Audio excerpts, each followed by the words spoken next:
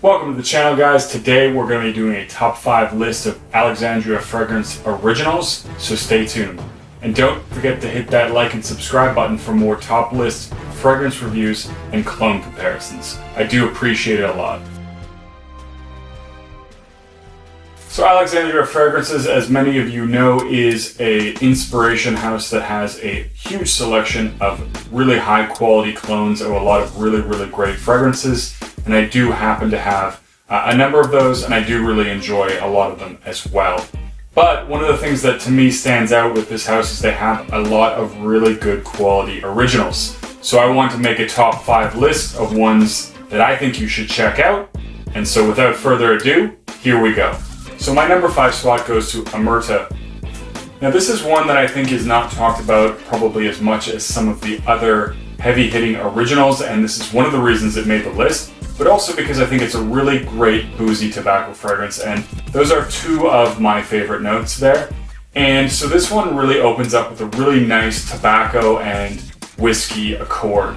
The whiskey is quite prominent, and it does stay present for pretty much the entire life of this fragrance.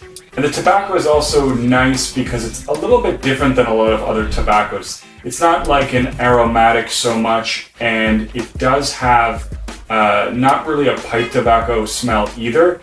To me, this is one that is a lot more like a tobacco leaf. It's very dry, and it does come off a little bit herbal at times.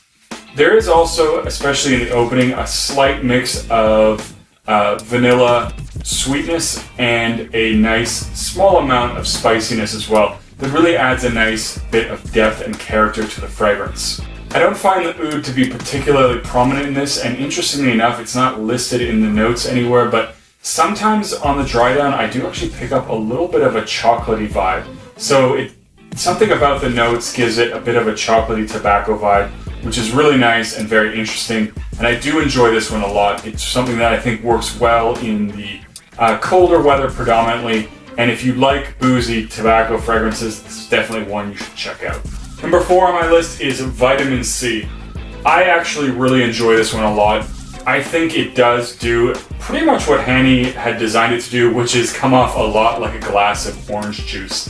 Now, it isn't that one-dimensional, but it certainly does have a very prominent sort of orange juicy vibe, especially in the opening. But I do get a mixture of some other citruses in there at times, which adds to a bit of a zestiness. So it does come off as a little bit more complex than just orange. And there is actually a greenness there as well, which is really quite enjoyable. It adds another dimension, almost making like a leafy orange type accord. One of the things that's also really strong with this fragrance is that quite long into the dry down, that orange accord is there. So to me, this dries down a lot woodier, but it still has a fairly prominent orange note to it, which is, for me, one of the reasons I would pick up this fragrance. This comes off very much like orange juice and then transitions into a nice woody masculine fragrance with a top note of orange that stays for pretty much the entire life. This is also one that is good for the season, so this is one that I enjoy and I think would be easy to wear in the spring and summertime. It's very refreshing. That orange vibe is also quite invigorating and does really remind me of a sort of fresh squeezed juice first thing in the morning. So it does have a lot of nice memories associated with it, and it is one that I think is easy to wear, very fun, casual fragrance. My number 3 fragrance is Egyptian King. Now this is one I actually did a full review on quite some time ago. I do enjoy this one a lot. It certainly has a lot of uniqueness, I think, to it. It certainly doesn't smell like anything that I would typically smell now. It has this really beautiful creaminess, and there's a powdery note in there that actually really has a very sandy quality. So I think the texture to me is a lot more sandy than powdery per se. There's this spicy, smoky vibe that really lends itself well to this sort of Egyptian king imagery that this fragrance is going for. So I really like this one a lot. I think it's very unique as well amongst modern fragrances, and this is one that people around me have definitely enjoyed. I've gotten more than a few comments with this one, and of course all of them being positive. So this is a very enjoyable one, and it does definitely stand out, I think. The next one on the list is Hawaii Volcano Intense. Now, this one is kind of an inspiration, but it's also kind of an original, and it's marked as an original, so I did put this one down on the list because I do really love it. There's this really beautiful, very punchy, sharp lime note in this one that is so nice. It comes off as a fizzy soda lime kind of accord. That's quite prominent for a good long duration of this fragrance, and it's actually my favorite part. So it's very invigorating, very bright, very energetic, and it really does remind me of this sort of very tropical vibe, drinking some kind of a lime soda.